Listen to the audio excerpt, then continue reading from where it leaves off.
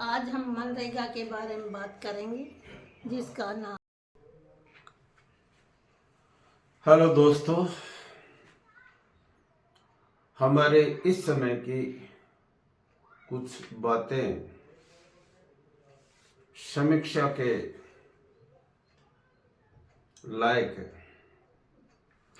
जागरूक नागरिकों को जो भी विभागीय सरकारी निर्णय होते हैं उनकी समीक्षा जरूर कर लेनी चाहिए। नरेगा जो यूपीए सरकार में एक बड़ा अधिनियम आया और उसके बाद उसी सरकार ने उसका नाम चलते चलते एनजीओ लगा दिया, महात्मा गांधी नाम आगे रख दिया और अब तीसरी बार उसका नाम बीबी रामजी रखा गया है। आर्टिकल 21 संविधान का, जिसमें राइट टू लिव है, जीने का अधिकार, और बहुत जरूरी भी बात है। एक सेव माय सोल का भी आता है, SOU, जो मैग्ना कार्टा आया, ह्यूमन राइट्स आए, वेस्ट से आए, इनमें राइट टू लाइफ एक बहुत इंपॉर्टेंट चीज है और इसको नेचुरल जस्टिस के साथ, प्राकृतिक न्याय के साथ भी जोड़ते हैं। अनेक विद्वान आए और साधनों का समान वितरण हो। समान कभी भी पूरी तरह से नहीं हो सकता, लेकिन अत्यधिक असमानता ठीक नहीं होती, यानी man in the last line तक कुछ बेनिफिट जरूर पहुंचे। लिबर्टीज, फ्रीडम, उनमें जरूरी चीज है आदमी की एक डिग्निफाइड लाइफ जीने का उसका अधिकार।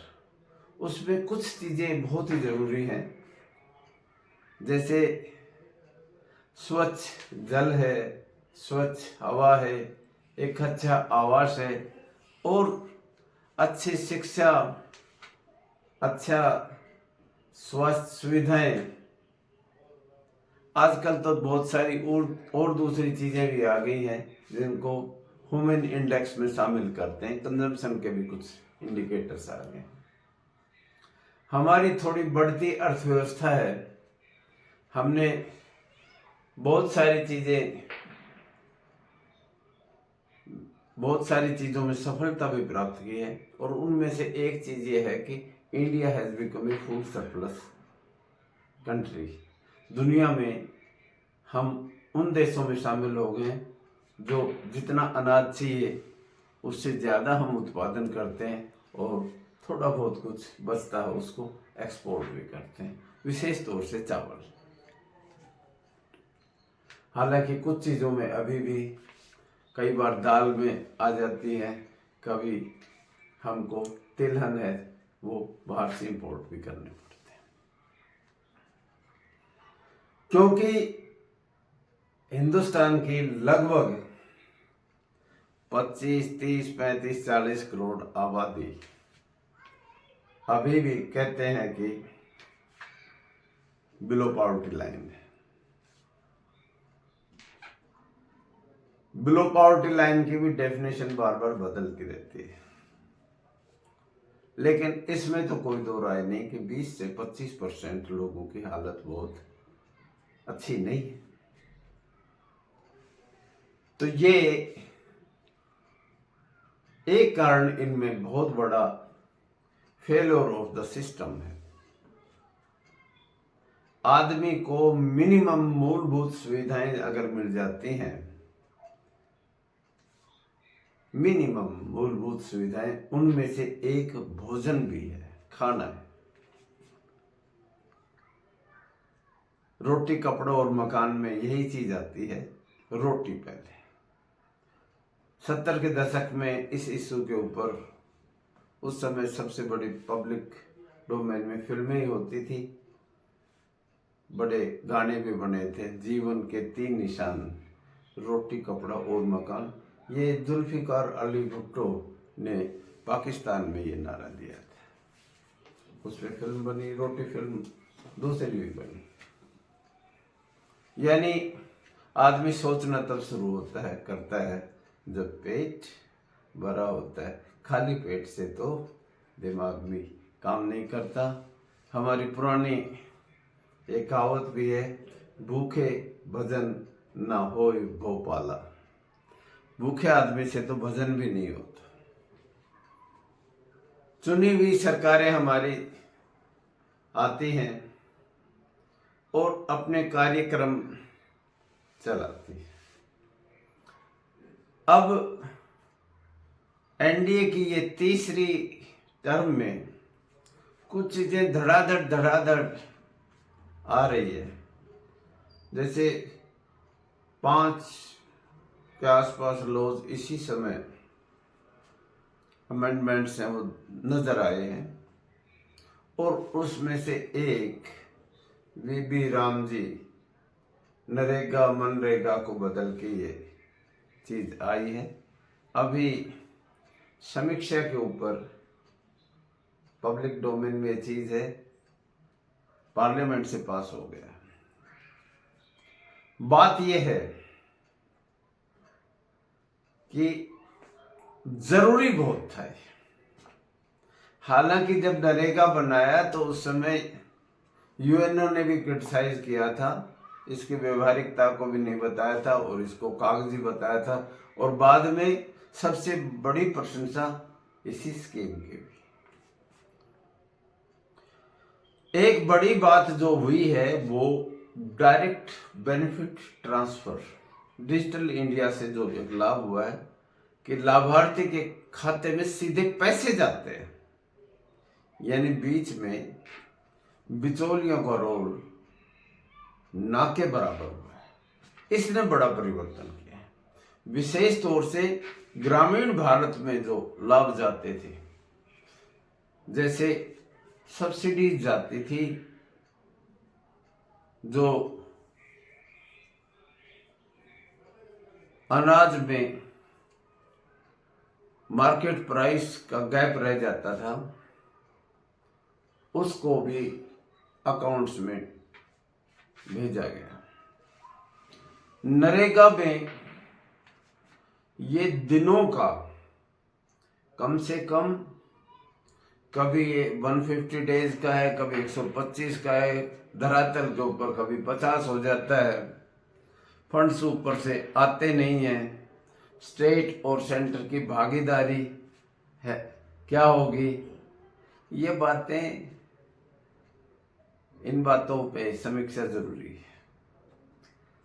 नरेगा में शुरू में ये था 90% ग्रांट केंद्र सरकार देगी और 10% स्टेट्स अपना हिस्सा देंगी, और इस वजह से, क्योंकि भारत तकरीबन केंद्र पर था, ये बहुत सक्सेसफुल एक स्कीम रही।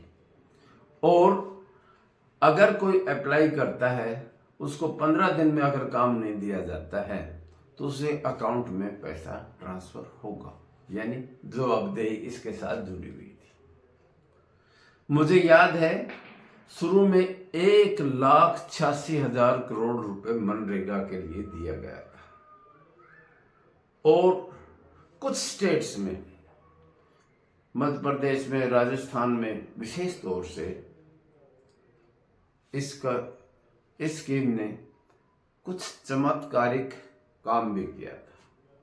पैसा गांव में गया तो गांव से अपलिफ्टमेंट हुई, गरीबी का उन्मूलन शुरू हो गया था।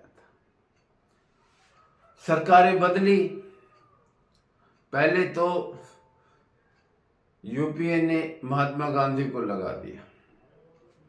मैं महात्मा गांधी के दर्शन को मैंने थोड़ा पढ़ा है, और एक बात मैं आप लोगों को जरूर कहना चाहूंगा, ये बहुत ऊंचे आदमी थे, बहुत ही ऊंचे आदमी थे, और इनके बारे में कुछ हल्के शब्द बोलना आकाश पे थूकने के बराबर है।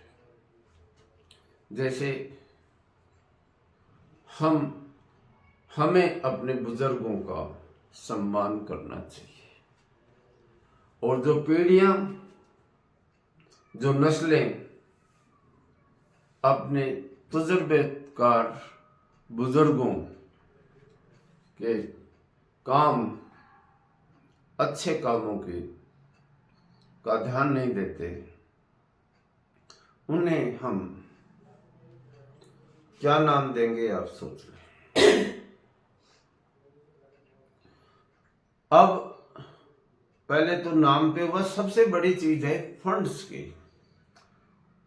एक बार पार्लियामेंट की बहस में यह भी बात गई कि नरेगा को, मनरेगा को इसलिए भी रख लिया जाना चाहिए कि कई बार ऐतिहासिक हेरिटेज की चीजें विरासत के तौर के ऊपर भी रख लेनी चाहिए। ये उसी तरह से हो गया जैसे किसी कब्र के ऊपर फूल रख देना होता है। बीते समय वापिस आते नहीं। कब्र को कितना भी सजाओ,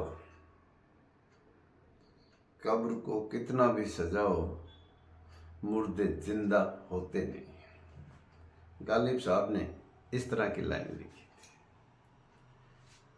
चलो, अब सबसे जो बड़ी बात दिखाई देने लगी ओवर द ईयर्स, मनरेगा का बजट कम कम कम कम और कम होता ही होता गया। भाई बातों में क्या है रखा है, पैसा कितना दे रहे हो, आप नाम कुछ भी रख दें, पैसा पूरा दें, समय पर दें, और उसका ऑडिट जरूर करें, क्या हो रहा है क्या नहीं हो रहा है। मनरेगा ने एक बड़ा काम किया और वो था पंचायती राज को ताकतवर करना। इसके प्रोजेक्ट्स में प्लानिंग थी, जो क्या काम होना चाहिए, इसके निर्णय में भागीदारी सबसे बड़ी पंचायतों की होती थी, पंचायत की भागीदारी। और benefits last man in the line, जिसको अंत योद्धा कहते हैं, अंत योद्धा, last man in the line को सबसे बड़े बेनिफिट मिलते थे। आप जो कुछ भी करें, बजट एलोकेशन और इसकी ऑडिटिंग, यानी काम हुआ या नहीं हुआ, मॉनिटरिंग और अकाउंटेबिलिटी ये जरूर फिक्स कर दें। एक, इसकी रजिस्ट्रेशन में बहुत ज्यादा डिजिटलाइजेशन ना करें, इसको सिंप्लीफाई रखें। अलोकेशन ऑफ द प्लान और उस बेनिफिट्स को आखिर लाइन तक, और जो काम होता है उसको देखें जरूर, मॉनिटरिंग जरूर, काम हो भी रहा है कि नहीं हो रहा। कई बार ऐसा होता है स्कीम को इस तरह से मोड़ तोड़ दिए जाते हैं, जो विशेष एक विचारधारा के लोग उसका बेनिफिट उठा के और भाग जाते हैं। ना अकाउंटेबिलिटी होती है, इसको कहते हैं सीपेज एंड पिल्फरेजेस। सीपेज एंड पिल्फरेजेस यानी जैसे टंकी में से पानी लीक हो जाता है, वेस्ट हो जाता है, इस तरह से फंड्स हमारे वेस्ट ना हो। वैसे तो हमारी प्लान का अगर एनालिसिस करते हैं तो जब भी बजट देखते हो साफ नजर आ जाता है, अर्बन बायस होती है उसमें। पूरी की पूरी योजनाएं जैसे हाईजैक हो गई, शहरों में और महानगरों में ही लग जाती है। ग्रामीण विकास के लिए बहुत कम पैसा अलोकेट होता है, और इसी वजह से माइग्रेशन गांव से शहर की तरफ हो जाते हैं, काउंटर मैग्नेट नहीं बनते। मेरे अपनी व्यक्तिगत राय ये है, बिल्कुल व्यक्तिगत राय ये है कि आप महानगरों से दूर नए स्मार्ट सिटीज बनाने में मनरेगा का पैसा जरूर लगाएं, ताकि दूसरे मैग्नेट पैदा हो जाएं और शहरों की तरफ, महानगरों की तरफ पलायन ना हो। और हमारे दूसरे भी जो इंडिकेटर्स हैं, ह्यूमन हेल्थ के हो चाहे एजुकेशन के हो, इनके इंफ्रास्ट्रक्चर पे, चाहे लॉजिस्टिक के हो, इनके इंफ्रास्ट्रक्चर पे हमको ये पैसा वीबी राम जी जो स्कीम बनाई उसका लगे, और इसका एलोकेशन बहुत बड़ा है। देखते हैं इसकी अभी एग्जीक्यूशन और इम्प्लीमेंटेशन बाकी है, क्या दशा होगी, क्या दिशा होगी और क्या मनसा है, ये कुछ दिनों बाद पता लग जाएगी। फिर वही बात वापस कर रहा हूँ, what is there in a name, Shakespeare की ये लाइन आती है, नाम में क्या रखा है। अगर चीनी को शक्कर कहने लग जाए तो कोई मिठास बढ़ नहीं जाती है। मिठास तो जितनी मात्रा डालोगे उतनी डालेगी। The more the sugar the sweeter it is. जितनी चीनी डालोगे उतना मीठा होगा, जितना पैसा अलॉट करोगे उतना ही उसका बेनिफिट मिलेगा। और फिर मैं कह रहा हूँ ज़्यादा कॉम्प्लेक्स डिजिटलाइजेशन ना हो, आम आदमी तक इसकी पहुँच हो, बायस भी ना हो। स्टेट सेंटर का हिस्सा है, उस पे होगी, देरी हो जाती है फंड्स अलोकेट करने में। जिस तरह से जीएसटी में पैसा इकट्ठा होकर ऊपर चला जाता है, रिटर्न जो स्टेट का हिस्सा उसको आने में बड़ी देरियां हो जाती हैं और बड़ी बातें भी होती हैं। हमारी फेडरेशन है, कॉम्पिटिटिव कोऑपरेटिव फेडरलिज्म जिसको हम कहेंगे, उसमें स्टेट आपस में एक संगठन में काम करते हैं और उसमें प्रतियोगिता भी होती है, कंपटीशन भी होती है। और जिस तरह से संतरा नारंगी चारों तरफ कवर होता है और उसके अंदर अलग अलग फांक होती है, लेकिन ऊपर से बिल्कुल एक संतरा नजर आती है, हमारा फेडरेशन ऐसा है। स्टेट ऑर्गन्स हैं, रिवरलेट से जैसे छोटे छोटे नालों से बनकर एक बड़ी नदी बनती है और बहुत सारी नदियों से एक महासागर बनता है। इसी तरह से फेडरेशन काम करती है। तो स्टेट और सेंटर का फेडरेशन वो मजबूत रहे और आपस में कोऑपरेट करें। कोऑपरेशन एक बहुत बड़ा शब्द है। यहाँ मनरेगा को अगर कोऑपरेटिव मूवमेंट के साथ जोड़ दें, मनरेगा को कोऑपरेटिव मूवमेंट के साथ जोड़ दें तो चमत्कारी आपके नतीजे हो सकते हैं। मैंने पहले भी एक वीडियो में कहा है, हिंदुस्तान में अगर लोकल सेल्फ गवर्नमेंट यानी पंचायत और म्यूनिसिपल कमेटी और एक कोऑपरेटिव, इनको अगर बहुत अच्छा बना देते तो देश बड़ा अच्छा और सुंदर हो सकता है। हमें बड़ी अच्छी अपेक्षाएं हैं। एक सद्भावना के साथ हम नए भारत के भविष्य की कामना करते हैं और आगे आने वाले जो हमारी बातें होंगी उनकी बातचीत हम करते रहेंगे। सुंदर भारत के लिए हम सब मिलकर काम करते हैं। जय हिंद।